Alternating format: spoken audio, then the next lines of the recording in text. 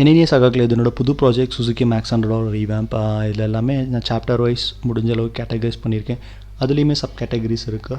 இன்றைக்கி நம்ம பார்க்க போகிறது வந்து சாப்டர் 9 தி ஃப்ரேம் அசம்பிளிஸ். அதில் பார்ட் 1 ஃப்ரேம் கூட அசோசியேட்டடாக இருக்கிற பார்ட்ஸ் எல்லாமே ரிமூவ் பண்ண போகிறோம். ஃபஸ்ட்டு வந்து ரியர் பிரேக் பெடல். இதுக்கு வந்து ஒரு பிரேக் லைட் சுவிட்ச் கனெக்ட் பண்ணியிருப்பாங்க. இதுதான் பிரேக் பிடிக்கும்போது லைட்டை பின்னாடி எறிகிறதுக்கு ஒரு சுவிட்சு. இதை எடுத்துகிட்டோன்னா ஒயரிங் சிஸ்டம் மொத்தமாக ரிமூவ் பண்ணிடலாம். அப்புறம் பிரேக் பெடலை ரிமூவ் பண்ணுறதுக்கு இந்த ஸ்ப்ளிட் பின் நம்ம முதல் எடுக்கணும். இது நோஸ் பிளேயரை வச்சு யூஸ் பண்ணுங்கள், இல்லை கட்டிங் பிளேயர் கூட ஓகே தான். இதை வச்சு இந்த ஸ்ப்ளிட் பின்னை கம்ப்ளீட்டாக ரிமூவ் பண்ணுங்கள். ரிமூவ் பண்ணதுக்கப்புறம் ஒரு வாஷர் இருக்கும். அந்த வாஷர் எடுத்ததுக்கப்புறமா பின்னாடி பிரேக் பெடலுக்கு பின்னாடி ஒரு ஸ்ப்ரிங் இருக்கும். இதுதான் நம்ம பிரேக் அப்ளை பண்ணோன்னா மறுபடியும் அதோட ஒரிஜினல் பொசிஷனுக்கு வர வைக்கிறது. அப்புறம் சைட் லாக் சிஸ்டம்.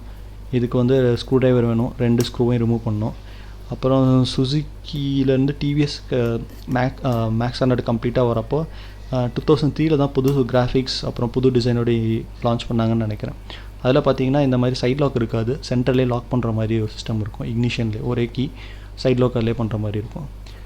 இதில் இருக்க ஸ்க்ரூ எல்லாமே மறுபடியும் அதிலே எடுத்து வைக்கிறேன். ஏன்னா புதுசாக வாங்க போகிற சைட் லாக் சிஸ்டத்தில் இந்த ஸ்க்ரூ கொடுப்பாங்களா என்னன்னு தெரியல. காஸ்ட் கட்டிங்காக சில இதெல்லாம் மிஸ் பண்ணியிருப்பாங்க.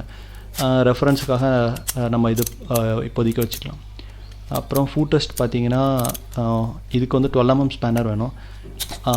இன்னொரு ஹோல் இருக்குல்ல, அதில் வந்து இன்ஜின் நம்ம ரிமூவ் பண்ணுறப்போ ஆல்ரெடி அந்த நட் அண்ட் போல்ட் ரெண்டுமே எடுத்துட்டோம். அந்த இன்ஜின் பெட்டில் வந்து இன்ஜின் வரும், அது கூட இந்த ஃபூட்ரெஸ்ட் ப்ராக்கெட் அசம்பிளி வர மாதிரி வச்சு டிசைன் பண்ணியிருப்பாங்க. அது ஆல்ரெடி நம்ம எடுத்துட்டோம். அதனால் இந்த சைடு வந்து ஒரு 12mm, அந்த சைடு ஒரு 12mm. இங்கே ஆல்ரெடி அது மிஸ்ஸிங்கு, அதனால் நம்ம டேரெக்டாக ஃபூட்ரெஸ்ட் அசம்பிளி மொத்தமாக எடுத்துடலாம். இந்த அசம்பிளியில் சைட் ஸ்டாண்ட் மட்டும் மிச்சம் இருக்கும். இந்த சைட் ஸ்டாண்டுக்கு வந்து ரொம்ப கொஞ்சம் சின்னதாக இருக்குது இந்த சைட் ஸ்டாண்ட். அதனால் அடிஷ்னலாக ஒரு பைப்பை வச்சு வெல்ட் பண்ணி ஹைட்டை இன்க்ரீஸ் பண்ணியிருக்காங்க. இது ஒரிஜினலாக என்னென்னு எனக்கு தெரில. ஆனால் இதோட சைஸ் இப்போ கலத்துறது வந்து 15mm ஸ்பேனு.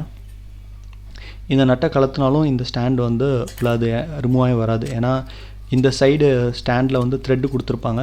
பின்னாடி இருக்கிற போல்ட்டை எடுத்தால் தான் கம்ப்ளீட்டாக இந்த ஸ்டாண்டு ரிமூவ் ஆகிற மாதிரி டிசைன் பண்ணியிருப்பாங்க. இதை ஃபுல்லாக கம்ப்ளீட்டாக ஃபுல்லாக ரிமூவ் பண்ணி எடுத்ததுக்கப்புறம் நம்ம வந்து அந்த ஸ்ப்ரிங்கை எடுக்கணும். ஏன்னா இது ஸ்ப்ரிங்கை நம்ம முதல்ல எடுக்கணும்னு அவசியம் இல்லை. இது லூஸ் பண்ணிட்டோம்னாலே அந்த ஸ்டாண்டை பெண்ட் பண்ணும்போது ஆட்டோமேட்டிக்காக அந்த ஸ்ப்ரிங் ஈஸியாக வந்துடும். அவ்வளோதான் இந்த ஸ்ப்ரிங் அசம்பிளி. இது முடித்ததுக்கப்புறமா ஸ்விங்கார்ம் அசம்பிளி போகலாம்.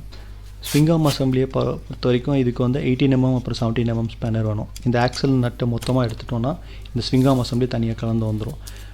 அப்புறம் லெஃப்ட் ஹேண்ட் சைடில் இருக்கிற ரியர் ஃபுட்ரெஸ்ட் வந்து நம்ம களத்தில், ஏன்னா இந்த ஆக்சல் போல்ட்டை எடுத்தோன்னா இந்த வீலு அதுக்கப்புறம் ரியர் ஷாக் அப்சர்வர் இது எல்லாமே வந்து கனெக்ட் பண்ணியிருப்போம். அதனால் மொத்தமாக விழுந்து இதாயிரும். அதனால் இப்போதைக்கு அந்த சைடு ஃபுட்ரெஸ்ட்டை வச்சுருந்தோம். இது எடுத்ததுக்கப்புறம் நம்ம ஈஸியாக அந்த ஃபுட்ரெஸ்ட்டை எடுத்துடலாம். இப்போ ஸ்விங்கார்ம் அசம்பிளி கம்ப்ளீட்டாக எடுத்தாச்சு. அதுக்கப்புறம் நமக்கு இருக்கிறது வந்து 13mm ஸ்பேனர் வச்சு இந்த ரியர் ஃபுட்ரெஸ்ட்டை கலத்தணும். இதை கலத்திட்டு போல்ட்டை மிஸ் பண்ணாமல் இருக்கிறது அதிலே போட்டுக்கிட்டேன். அதுக்கப்புறம் ஸ்விங்கார்ம் அசம்பிளியில் 2 பார்ட் எடுக்க வேண்டியது இருக்குது. இது வந்து ப்ராக்கெட் ஸ்டே. ரியர் ப்ராக்கெட்டை வந்து ஹப்பில் என்கேஜ் ஆகும்ல, அது ஹோல்ட் பண்ணுற ப்ராக்கெட் ஸ்டே.